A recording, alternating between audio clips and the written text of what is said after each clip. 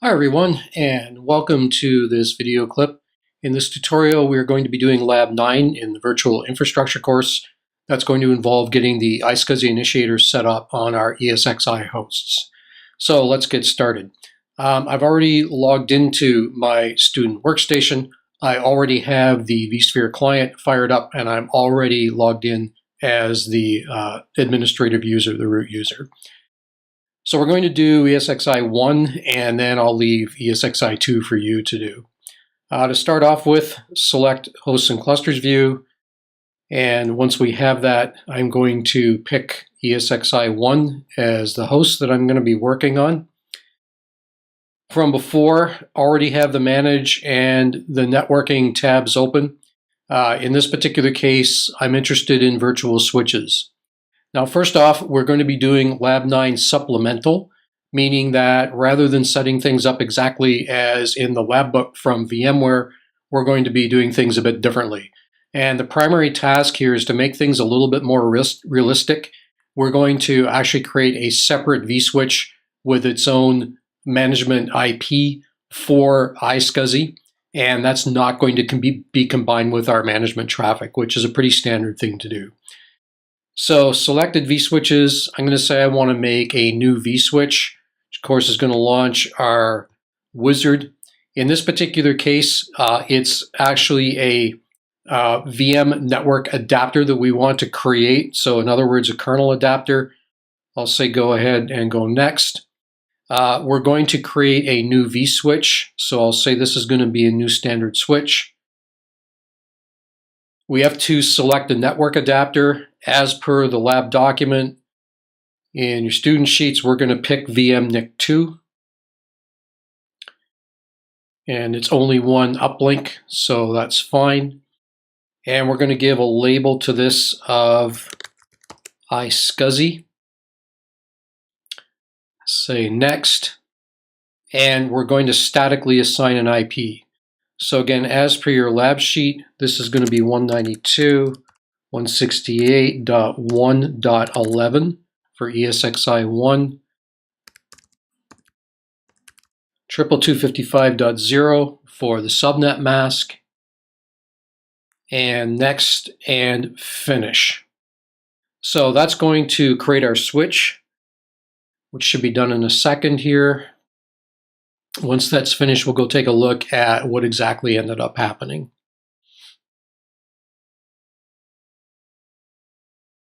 Okay, so vSwitch 2 is created. I'll select that. And if we look down at the bottom here, here's vSwitch 2.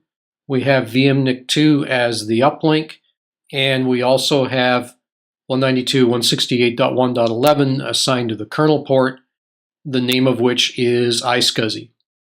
So that's basically it for ESXi 1. Now the exact same work is going to have to be done on ESXi 2, except having the correct IP address. I'll leave that one for you to do. Next thing we want to do is set up the iSCSI adapter. This is going to be the software adapter. This is now task 2 in the lab book. So rather than managing networking, we're going to manage storage. And you'll notice that the very top item here is storage adapters. And right now I've got a couple of storage adapters. There's this guy up on the top, which is actually communicating with our virtual disk. And then down underneath, I've got another adapter, which is communicating with the virtual optical disk. We're going to add in a new adapter, which is going to be our software-based iSCSI initiator. So I'm going to click plus up here beside the storage adapters. You'll see that the option that comes up is the software iSCSI adapter. So I'll go ahead and select that. It's going to tell me that it's going to add a new adapter. Do I want to confirm? Yes, I do. And we'll notice over here in the current tasks that it's in the process of adding the adapter. Once that's done, we're going to select the adapter and actually perform some configuration functions there. So this says we're finished. It also opened the firewall ports that are necessary for iSCSI to communicate. This is good for us. And if I scroll down on my adapter list, we'll find that down at the bottom here is the iSCSI adapter. I'll choose that. And below, I've got all of the details. So we can see that the adapter is enabled at this point in time. There's a checkbox here to disable if I need to. And there's also an edit function for configuration. So I'm going to select on edit because there are a few things we need to set up. And the main thing we have to do is set the IQN value or the identifier on the network. This is important to make sure it's correct, because if it's not, the way that the filtering is set up on the iSCSI target, it will not see the initiator. In our case, what we have to do is take everything after ESXi 1, so dash and that number that gets added on by VMware as a random value. So this is going to be good. This is as per your lab notes. I'll say OK, so that I've now configured the general properties. Once this is finished reconfiguring, there are a couple of other things that we have to do as well. Let's give this a second. Okay, so the other thing we're going to look at is network port binding. So right now, what we basically see is that although we've got the initiator, it has not been bound to a management port or a kernel port, so it can go out and talk on the network. So I'm going to add that in. It's going to give me a list of the different kernel ports that we have available that we can use for iSCSI. I'm going to pick, as you can probably guess, iSCSI, which was set up specifically for this purpose. We'll say OK. And now we've got the adapter added in. Okay. You can see that we're getting a message here that we need to rescan the storage to find out what targets we have available to us. We can't quite do that yet because we're not finished setting everything up. Next step, I'm going to actually configure the targets. So if I select this, right now there are no targets in the list. So I'm going to add. And here we have to specify either the IP address or the FQDN of the iSCSI target. Now in our case, this is 192.168.1.13. You'll be able to see that in your lab notes. That is the IP address of infrastructure, which happens to be providing iSCSI services. And then you'll notice the port is 3260, which is fine. That's the default port, and we're good to go for that. So I'm going to say OK to set that up.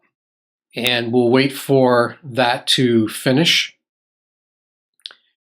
And then once this is finished being updated, now we're ready to go out and scan the storage and try to find what targets we have available to us. So up on the top here, if I come back down and select my iSCSI adapter, one of the options up here we can see is to rescan the storage adapters. So I'm going to go ahead and do that. I'll tell it to go ahead and rescan.